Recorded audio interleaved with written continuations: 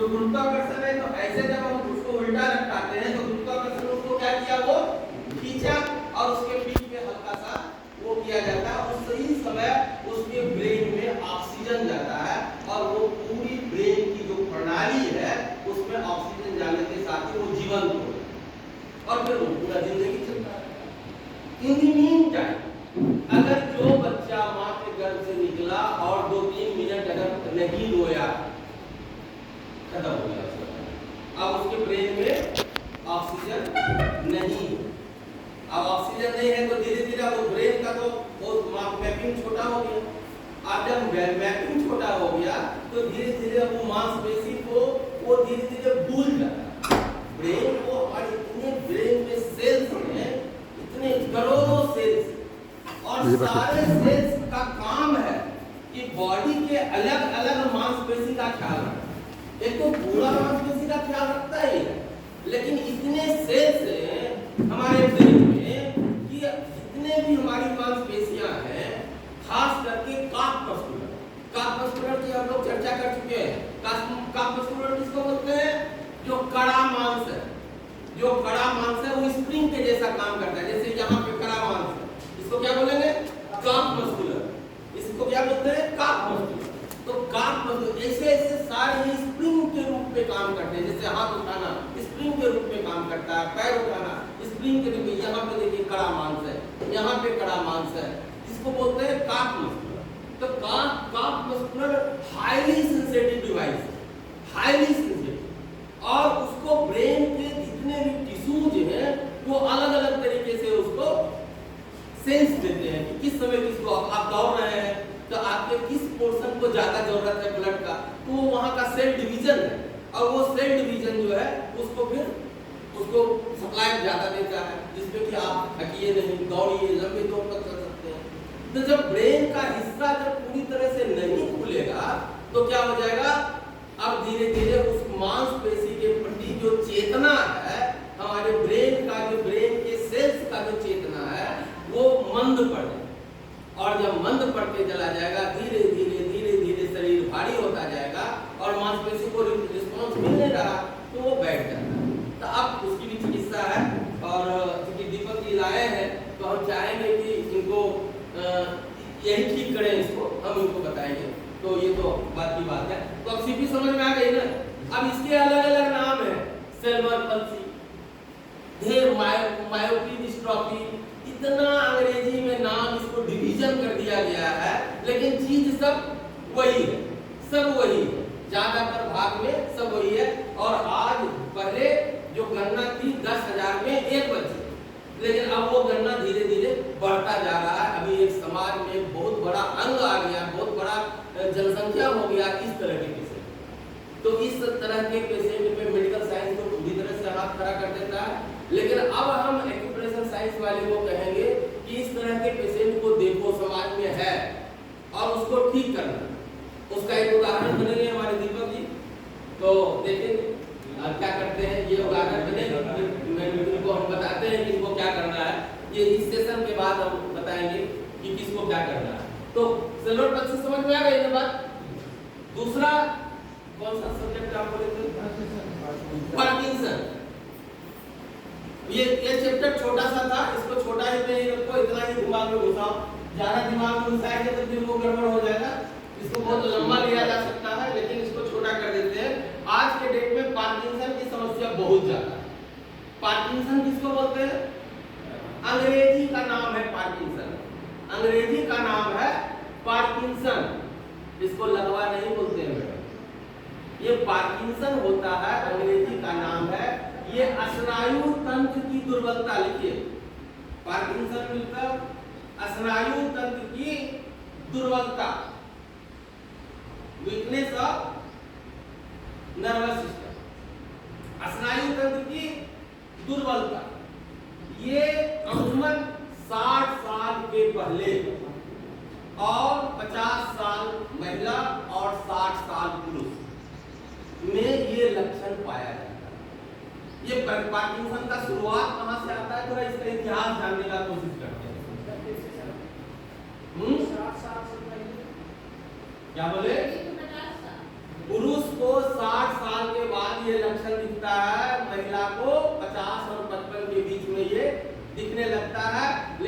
सबसे मजेदार बात है कि इस डिवीजन में पार्किंसन में महिला को कम होता है, पुरुष को ज्यादा होता है। महिला को कम होता है। ये पार्किंसन डिजीज पहला डिजीज है। अभी तक हम बता रहे थे ना कि ये चीजें ज्यादा महिला को होती है, ये पुरुष को होता है। इसमें उल्टा है, इसमें पुरुष को ही ज्यादा होता है, महिला को कम होता है। इसका भी कारण बताएंगे। तो ये जो पार्किंसन है, ये पार्किंसन डिजीज है। तो इसका हिंदी हो गया ना, हिंदी रूपांतरण क्या हुआ? स्नायु तंत्र की दुर्बलता। स्नायु तंत्र कौन? स्नायु तंत्र पता है कहाँ है? कहाँ है स्नायु तंत्र? पूरा चैप्टर पढ़ा है, मुंह से बोलिए भाई। पूरा चैप्टर पढ़ा है स्नायु तंत्र का। अरे यार गर्दन के पास होता है, इसको स्नायु तंत्र बोलते हैं। नर्वस सिस्टम, अंग्रेजी में क्या बोलते हैं इसको? Nervous system. हिंदी में क्या बोलते हैं? स्नायु तंत्र। फिर से लिखो, याद नहीं रखते हो, ये गलत बात है। तो स्नायु तंत्र की दुर्बलता। स्नायु तंत्र कहाँ? ये सात को हड्डी के बगल में है ना, सात को हड्डी के बगल में। कंप्यूटर और सीपीयू को कौन जोड़ता है? मॉनिटर और सीपीयू को कौन कनेक्ट करता है? तार। तो यही तो तार है, ये अलग है और ये पूरा अलग है। इस दोनों के बीच में कौन जोड़ रहा है? इसको यही जोड़ रहा है ना, यही जोड़ रहा है। इसी को बोलते हैं अंग्रेजी में नर्वस सिस्टम और हिंदी में बोलते हैं स्नायु तंत्र। क्या बोलते हैं? स्नायु तंत्र। और जब स्नायु तंत्र गड़बड़ हो जाए, कमजोर हो जाए, क्यों कमजोर हो जाए? आपको बताया थे ना कि जब हम 40 साल के बाद होते हैं तो 20% हमारा खून का प्रवाह कम हो जाता है। फिर 40 जैसे जैसे बढ़ते हैं वैसे ब्लड का सर्कुलेशन कम होता चला जाता है। ब्लड का सर्कुलेशन कम होता चला जाता है। और जब ब्लड का सर्कुलेशन कम होता है और हम काम उसको हम क्या इसलिए कहते हैं कि जब एज आता है तो आपको एक्सरसाइज करना चाहिए, इस तरह से गर्दन करना चाहिए, जबकि गर्दन बहुत महत्वपूर्ण चीज है। तो जब ये कमजोर होने लगेगा और कमजोर होने के पहले क्या होगा? उसको सर्वाइकल।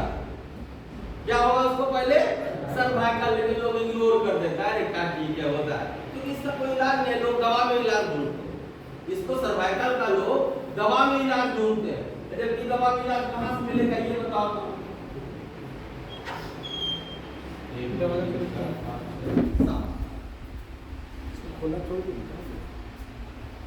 दिख रहा है ये दिख रहा है, यही सात हड्डी है ना, और इसके बगल में मांसपेशी है ना, और इसी के बगल में हजारों करोड़ों वेन है। इसी को क्या बोलते हैं?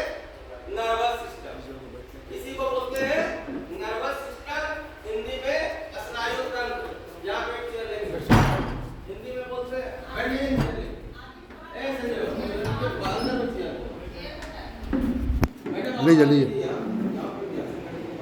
लीजिए सर, हो एक चेयर दे दीजिए यहाँ।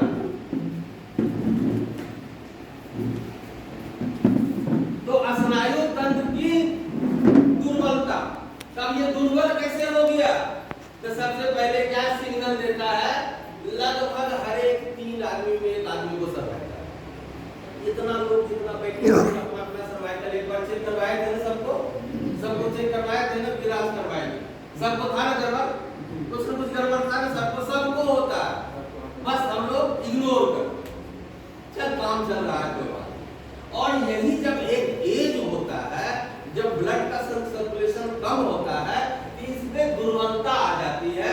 और इसके दुर्बलता का जब ये कमजोर होने लगता है, तब क्या करेगा ये? जैसे ही ये कमजोर होगा, कमजोर होने का मतलब क्या है? Weak blood flow.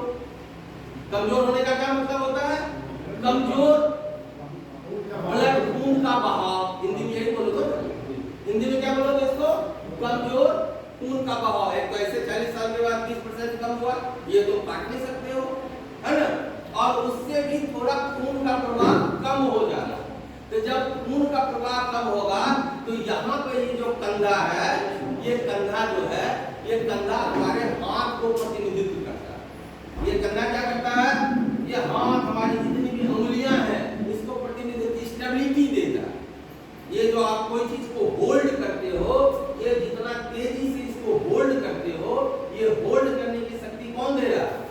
ये दे रहा, ब्रेन कर रहा है। ये मजबूत कोई चीज अगर 1 किलो का चीज उठाते हो उठा लेते हो, ब्रेन मैप कर लेता है। और वही 10 किलो का चीज उठाओगे तो ब्रेन बोलेगा थोड़ा भारी है तो उसमें थोड़ा ताकत लगाओ। ये auto system, auto immune system काम करता है, तो वो अलग अलग सब्जेक्ट हो जाएगा। तो ये जब कमजोर होने लगता है, जब स्नायु तंत्र बस सीधा जानो कि ब्लड का सर्कुलेशन कम हो रहा है, और ये क्लॉट मस्कुलर यहाँ पे है जो दोनों हाथ को प्रतिनिधित्व करता है। कभी कभी देखो बहुत लोगों को मिला होगा ये मेरा हाथ नहीं उठ रहा, कितने लोगों को मिला? डॉक्टर साहब आपको तो ढेर सारा मिला होगा, बहुत सारे लोगों को मिला। उसका सबसे पहले जानोगे यार, तुमको तो पहले तो सर्वाइकल है, तो सबसे पहले इसको तो मजबूत करेंगे ही, पैड को तो मजबूत करेंगे ही, है ना? इस पैड को, अब ये पैड से जो ब्लड का प्रवाह जा रहा है, और यहाँ पे जो टिश्यू है पूरे ये कंधा पर, ये कंधा पर जो टिश्यू है, इसमें ब्लड का संचार अमाउंट, जितना अमाउंट चाहिए, जैसे हाथ उठा रहा है, जितना अमाउंट में संचार होना चाहिए वो कम हो रहा है, इसलिए इसको बोलते हैं स्नायु तंत्र की दुर्बलता, पार्किंसन। अब मेडिकल साइंस में पार्किंसन की कोई दुनिया में दवा नहीं होता, ये जो उम्र का फैला है बाबा ठीक है। सबसे पहले लोग चाय पीते हैं तो ऐसे ऐसे करते हैं, है ना? शुरुआत कहाँ होता है?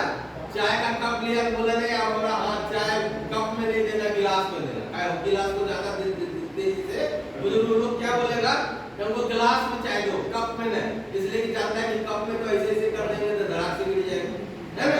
ऐसे ऐसे होने लगता है, ये पहला लक्षण है। ये क्या हो गया? ये पहला लक्षण है, हाथ ऐसे ऐसे होना। ऐसे हाथ तेजी से ऐसे उसको बोलो ऐसे जैसे करो, ऐसे जैसे करेगा तो हिलने लगेगा, उसका हिलने लगेगा तो तब वो पार्किंसन है। उसको पार्किंसन की जांच करने की सबसे बढ़िया विधि है, इसको पार्किंसन है या नहीं है, उसका हाथ सीधा को टाइट कीजिए, टाइट करके अपना नीचे वाला हाथ, ये ज्यादा हाईली सेंसिटिव होता है, ये हम लोग का हाथ जो है हाईली सेंसिटिव होता है। अपना हाथ ऐसे करके, वो ऐसे किए हुए, आप ऐसे करके अपना हाथ हल्का से ऐसे करके रख दो, या यहाँ पे रख दो। अगर स्टेबिलिटी है पता चल जाएगा, इससे स्टेबिलिटी पता चल जाएगा।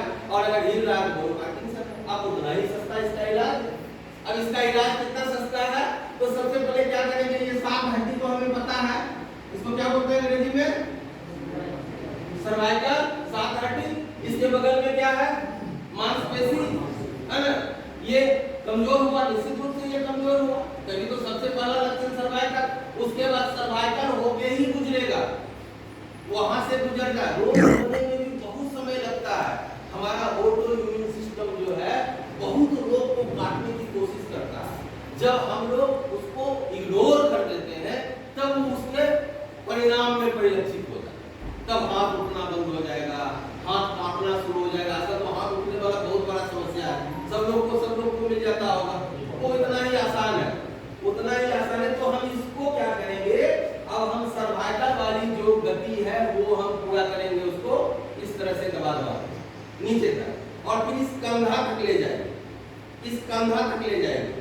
और पार्किंसन अगर है तो ये वाला भी इसका कमजोर हो जाता है। ये वाली नस देखो इतनी मोटी है, इतनी मोटी है, ये वाली नस देखो यहाँ, है ना, इतनी मोटी है ना, वो कमजोर हो जा रहा है। जैसे होल्ड करता है तैसे वो ऐसे ऐसे हो जाता है। इसका मतलब ये थ्रिलिंग है इसके अंदर। बाद में इसके जब थर्ड, इसका फर्स्ट स्टेज होता है, फर्स्ट स्टेज तक बहुत आसानी से ठीक हो जाता है, फिर सेकेंड स्टेज आता है, फिर थर्ड स्टेज आता है, और फोर्थ स्टेज में तो उसका दिमाग हिलने लगता है, उसका दिमाग भी हिलने लगता है, वो चल भी नहीं सकेगा।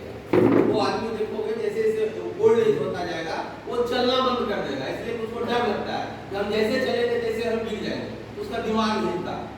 और दुनिया में इसकी एक ही दवा है, आज तक पूरे विश्व में एक दवा है, उसका नाम है डोपामिन, उसका नाम है डोपामिन। ये पूरे दुनिया में एक ही दवा दी जाती है, और इसका काम कुछ खास काम करता नहीं है। थोड़ा दिन तक 2, 4, 5 साल तक थोड़ी सी स्टेबिलिटी लाती है, फिर बाद में वो उसके डोज को बढ़ाते जाओ, लेकिन फिर उसको वो काम नहीं करता है। लेकिन ये काम तुरंत करेगा, ये जो है ये तुरंत करेगा, बहुत प्रभावी तरीके से।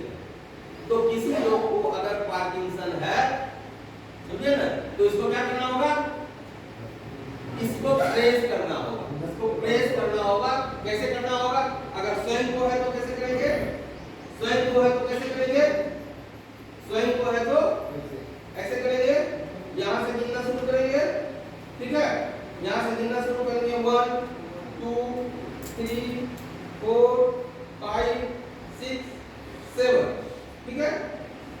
बाद फिर यहीं से काम नहीं बना, ये सर्वाइकल का सिर्फ हुआ, इसको ठीक किए, पार्किंसन को ठीक नहीं किए। अब पार्किंसन को ठीक करने के लिए क्या करना होगा, ये वाली यहाँ से कान के बगल से एक मोटी सी नस गई है, ये वाली, इसको आप इस तरह से भी घुमा सकते हैं राउंड क्लॉक। जो भी गति, कोई भी प्रेशर देने में अगर आप घड़ी के सुई के दिशा में, मतलब उसको क्या बोलते हैं अंग्रेजी में, राउंड क्लॉक और एंटी राउंड क्लॉक। तो जब आप किसी को चार्ज कीजिएगा, इसको क्या कर रहे हैं, घड़ी को चार्ज कर रहे हैं, तो राउंड क्लॉक, घड़ी को ध्यान में रखो, घड़ी को थोड़ा देर ध्यान में रखोगे तो फिर वो राउंड क्लॉक हो जाएगा। तो घड़ी की सुई कैसे चलती है, कैसे चलती है, ऐसे चलती है। तो बस राउंड क्लॉक हो गया, उसको क्या घड़ी को देखना है, उसको अपने दिमाग में घड़ी को थोड़ा देर के लिए सामने कर लेना कि घड़ी कैसे चलती है, और उसी तरह से हम उसको गति देते हैं, एक फ्रिक्शन देते हैं। और जब फ्रिक्शन देते हैं तो प्रवाह सुदृढ़ होगा, प्रवाह बेहतर होगा, और जैसे प्रवाह बेहतर होगा वहां के टिश्यूज काम करेंगे, वहां की जो मांसपेशियां हैं वो बेहतर स्थिति में आ जाएगी।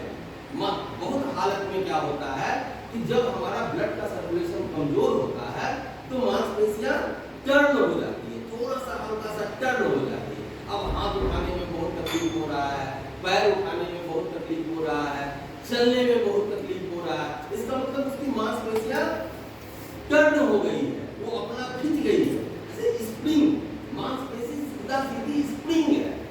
और स्प्रिंग को क्या होना चाहिए, स्प्रिंग में क्या करते हैं हम लोग, उसमें ऑयल डालते हैं, लुब्रिकेंट डालते हैं, स्प्रिंग कड़ा नहीं। उसी तरह से जितनी भी हमारी काट मस्कुलर है वो स्प्रिंग का काम करती है, और जब स्प्रिंग का काम करती है तो उसको क्या चाहिए, इसमें तो तेल डालेंगे नहीं, इसमें क्या चाहिए, इसको बेहतर ब्लड फ्लो चाहिए, क्योंकि मांसपेशी हमारा टिश्यू से बना हुआ है, करोड़ों टिश्यूज हैं उसके, बाल टिश्यू मतलब बाल के जैसा भेन है, जैसे आपके माथा में बाल है वैसे बाल के जैसा भेन है, तो उसको टिश्यू बोलते हैं। तो महीन टिश्यूज होते हैं, और वो टिश्यू ही मांसपेशी को आकुंचन और संकुचन की प्रक्रिया को पूरा करता है। मतलब इनलेट और आउटलेट की प्रक्रिया, आकुंचन और संकुचन, क्योंकि आप जब कोई भी गति करते हैं, जब शरीर में कोई भी गति होता है तो मांसपेशी में आकुंचन और संकुचन की क्रिया होती है, और जब आकुंचन और संकुचन की क्रिया होगी तो उस समय उसको ब्लड का फ्लो होना चाहिए, उसको आना चाहिए और जाना चाहिए। और जैसे आएगा जाएगा नहीं, उसमें अगर लेक ऑफ ब्लड सर्कुलेशन होगा, कमी अगर आती है, तब वो क्या होगा, मांसपेशी धीरे धीरे टर्न हो जाएगा, और जैसे टर्न होगा अब कुछ तकलीफ आपका बढ़ गया, अब आपको चलने में अगर कमर का मांसपेशी घूम गया तो चलने में दिक्कत होने लगेगा, कंधा का झुक गया तो फिर ये हो गया, हाथ उठाने में दिक्कत होने लगा, कोई चीज पकड़ने में दिक्कत होने लगा, तो उसको क्या करना है, अब वही गति हमको दोहराना है, तब उसको क्या करना है, उसके फ्लो को बढ़ाना। तो उसको फ्लो को कहां से बढ़ाएंगे, जहां से हमारा आने वाला सिस्टम, तो हम क्या करेंगे, पूरे सिस्टम पे काम, ये गर्दन वाला पूरा सिस्टम पे हम जब काम करेंगे, जब इसको पूरी तरह से यहाँ की मांसपेशी को प्रतिक्रिया के बराबर और विपरीत प्रतिक्रिया होती है ना, कैसे होती है, जितना जोर से हम उसको दबा रहे हैं तो क्या कर रहा है उधर वाला, वो छोड़ दे रहा है, वो नहीं छोड़ रहा है ना, वो क्या कर रहा है, वो भी हमको दबा रहा है, हम इधर से दबा रहे हैं तो बोला अच्छा क्या हम तुमसे कमजोर दोनों है, वो भी दबा रहा है, अच्छा वो भी दबा रहा है, तो दोनों के बीच में फ्लक्चुएशन पैदा, इस दोनों के बीच में एक गति पैदा होती है, और वो गति सर्कुलेशन को, नए सर्कुलेशन को जन्म देती है, और जब नए सर्कुलेशन को जन्म देता है तो मांसपेशियां बेहतर स्थिति में आने लगती है और वो आदमी ठीक हो जाता है। उसके बाद तो फिर अपना दवा है, कौन सी दवा है बताओ, कौन सी दवा है